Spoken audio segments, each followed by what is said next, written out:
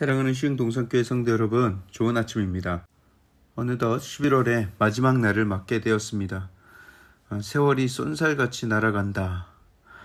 쏜살은 활에서 쏜 화살이라는 뜻인데 그 표현이 오늘 달력의 날짜를 보면서 크게 동의가 되는 것 같습니다. 오늘이 지나면 2021년도의 달력도 이제 단 한 장이 남을 뿐이니까요. 이렇게 빠르게 흘러가는 세월, 짧은 우리의 인생입니다. 그러나 이 짧은 인생 살면서 우리는 그리스도를 알게 되어 믿게 되었고 또 그 안에서 영원한 생명을 얻게 되었습니다. 그렇기 때문에 이 세월의 덧없음을 슬프게만 바라볼 필요는 없는 것이죠. 영원한 천국의 백성이 되었으니 이제 새로운 가치관과 미래에 대한 새로운 시각을 가지고 이 세상을 살아갈 수 있어야 하는 것입니다. 이 땅의 것에 마음을 빼앗겨 살 만큼 우리에게 많은 여유가 주어지지 않았습니다. 하나님이 우리에게 주신 이 땅의 시간이 얼마나 소중한지를 깨달아서 하나님의 뜻에 합당한 삶을 살아야 합니다.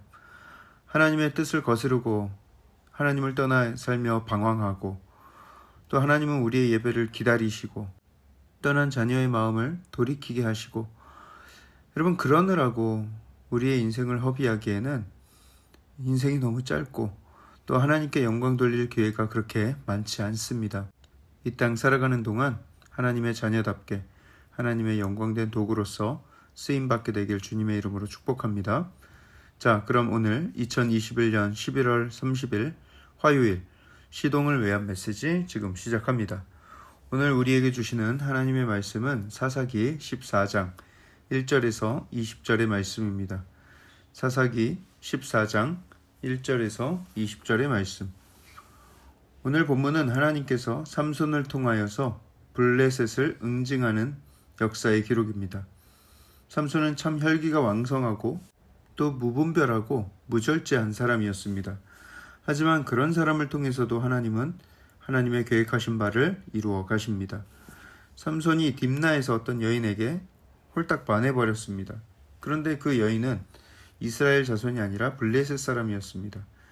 삼손이 부모에게 그 여인을 아내로 삼게 해달라고 허락을 받고자 했지만 삼손의 부모는 아니 우리 지파에는 여자가 없냐, 아니 우리 지파에서 못 찾으면 온 이스라엘 백성 중에는 여자가 없냐 하면서 반대합니다.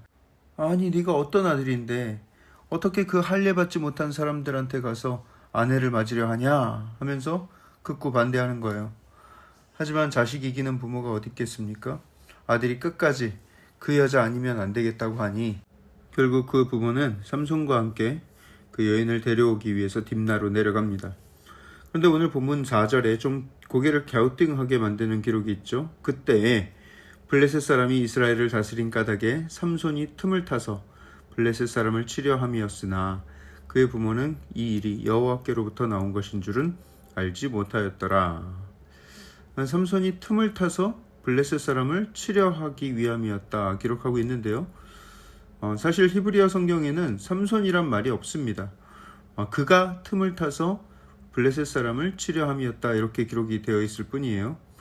히브리 성경을 한글로 번역하는 과정에서 여기서 말하는 그는 삼손일 것이라 판단해서 의역을 한 것이죠. 하지만 많은 성경학자들이 여기에서 말하는 그는 여호와 하나님을 가리킨다고 봅니다. 영어 성경에도 대부분 여기서 나오는 그가 하나님이다 라고 번역을 하고 있어요. 다시 읽으면 이렇게 되겠죠. 그때 블레셋 사람이 이스라엘을 다스린 까닭에 여호와께서 틈을 타서 블레셋 사람을 치려 함이셨으나 그의 부모는 이 일이 여호와께로부터 나온 것인 줄은 알지 못하였더라. 사실 주어가 삼손이든 여호와 하나님이든 결국 하나님은 삼손을 통해서 하나님의 영광된 일을 이루실 것입니다. 삼손과 그의 부모가 딥나에 도착해서 다다른 곳은 한 포도원이었습니다. 근데 그곳에 사자 한 마리가 나타나서 그를 위협합니다. 그때 삼손이 그 사자를 잡아서 염소 새끼를 찢듯이 찢었다 이렇게 성경을 기록하고 있죠. 아니 얼마나 힘이 세면 사자를 찢어 죽일 수가 있는가. 성경은 그가 얼마나 큰 괴력을 지닌 것인지를 이렇게 슬쩍 보여주고 있어요. 하지만 성경을 더 자세히 관찰해 보면 단순히 삼손이 괴력을 지었다는 것을 말하려는 것이 아니라는 것을 발견할 수가 있는데 6절 첫머리를 보시면 그 괴력이 어떻게 가능했는지가 나오죠. 어떻게 가능했습니까? 여호와의 영이 삼손에게 강하게 임하니, 그래서 가능했던 거예요. 그렇습니다. 우리가 아무리 연약하다 할지라도 하나님의 영이 임하면 그 어떤 사탄 마귀의 공격도 다 찢어낼 수가 있는 것입니다. 내 힘으로는 할 수 없고 섣불리 덤벼서도 안 되겠죠. 성령으로 충만한 상태가 되어야 하는 것입니다. 자, 그 후에 다시 길을 가다가 그 사자가 궁금했는지 방향을 틀어서 그 사자의 주검을 보았습니다. 삼손은 나실인으로 구별되었기 때문에 주검을 가까이 해서는 안 되는 사람이에요. 그런데 호기심으로 그 주검에 다가갔고요. 그 안에 벌들이 날아들어서 꿀을 만들어 놓은 것을 발견했습니다. 그는 손으로 그 꿀을 떠서 먹고 심지어 부모님께도 갖다 드립니다. 삼손은 그 꿀이 주검에 있었기 때문에 그 꿀을 만져서도 안 되고 먹어서도 안 된다는 것을 너무나 잘 알고 있었을 거예요. 그렇지만 본인도 먹고 부모님께도 갖다 드린 것이죠. 그 부모는 부지중에 아들과 함께 부정한 음식을 먹게 된 것입니다. 여러분, 이런 에피소드 하나하나가 당장의 어떤 결과로 이어지진 않지만 결국 삼손은 이 모든 것에 대한 죗값을 후에 받게 될 것을 우리는 잘 알고 있지 않습니까? 네, 앞의 내용을 너무 많이 말씀드리면 안 되니까. 자, 삼손이요, 잔치를 베풀고 그 블레셋 지역의 청년 30명을 초대합니다. 삼손이 수수께끼를 냅니다. 잔치를 베푸는 7일 동안 그것을 풀면 그들에게 배옷 한 벌씩을 선물로 내리고, 풀지 못하면 그들이 자기에게 배옷을 한 벌씩 가져오라, 이런 내기를 걸고 수수께끼를 내는데요. 그 수수께끼의 내용은 14절에 나옵니다. 여러분들도 한번 풀어보시죠. 먹는 자에게서 먹는 것이 나오고 강한 자에게서 단 것이 나왔느니라. 대체 이게 뭔 놈의 수수께끼인가? 답을 잘 모르겠죠. 블레셋 청년들도 사흘이 지났어도 아무도 이걸 맞추지 못하는 거예요. 마지막 날이 되자 그들이 급했는지 삼손의 아내를 협박합니다. 너의 남편을 끼워서 답을 알아내. 안 그러면 너와 네 아버지 집을 다 불살라버리겠다. 네 남편이 우리의 소유를 빼앗으려는 의도로 우리를 초대해서는 이런 문제를 낸 거 아니냐 하면서 말이죠. 그 여인이 삼손에게 답을 알려달라고 계속 조릅니다. 계속 조르는데도 삼손은 알려주지 않습니다.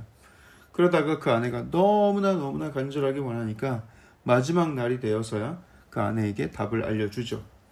그리고 그 아내는 블레셋 사람들에게 그 답을 알려줍니다.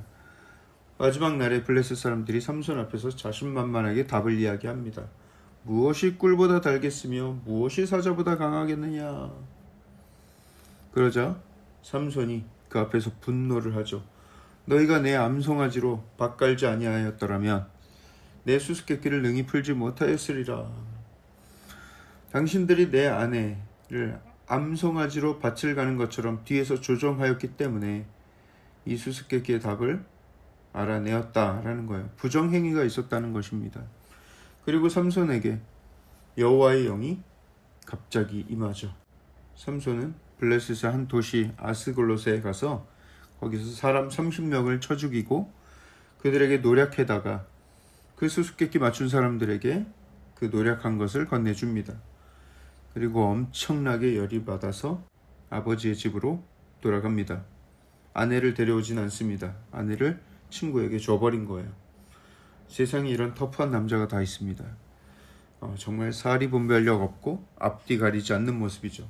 어찌 보면 너무 경솔하고 가볍고 분노와 힘만 가득한 사람처럼 보입니다. 하지만 놀라운 사실은 그런 모습조차 하나님이 당신의 영광을 위해서 사용하고 계신다는 거예요. 우리 주변에 수많은 다양한 종류의 사람들이 있습니다.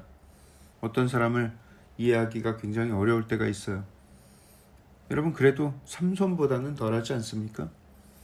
설령 우리가 삼손보다 더한 사람을 만난다고 해도 우리는 그가 하나님께 붙들리기를 기도하고 축복해야 합니다. 하나님이 결국 그를 영광의 도구로 잘 사용하실 수도 있으니까 말이죠. 또 한 가지 오늘 본문을 통해서 깨달은 것은 우리는 하나님의 뜻을 늘 분별하며 살아야 한다는 것입니다. 하나님이 원하지 않으시고 기뻐하지 않은 일을, 또 거룩하지 않은 일을 의도적으로 피해야 합니다. 삼손은 적극적으로 궁금해했고 의도적으로 다가갔고 능동적으로 어리석은 일을 벌이고 죄를 지었습니다. 여러분, 우리는요, 오직 하나님의 뜻에 순종하는 일에만 적극적이고 능동적이 되어야 할 줄 믿습니다. 그런 순종의 삶을 살기로 결단하고 행하는 저와 여러분들 되길 주님의 이름으로 축복합니다. 사랑의 하나님, 감사합니다. 우리에게 이 말씀을 통하여서 우리가 어떻게 거룩한 것을 힘써 살아야 할지, 어떤 어리석은 것들을 피해야 할지를 알려주셔서 감사합니다. 하나님의 뜻에 순종하며 또 하나님을 기쁘시게 하는 일에만 능동적이고 적극적인 삶을 살게 하여 주시옵소서. 오늘 하루가 그렇게 하나님을 기쁘시게 하는 아름다운 날이 되기를 간절히 소원합니다. 모든 말씀을 살아계신 예수 그리스도 이름으로 감사하며 기도합니다. 아멘.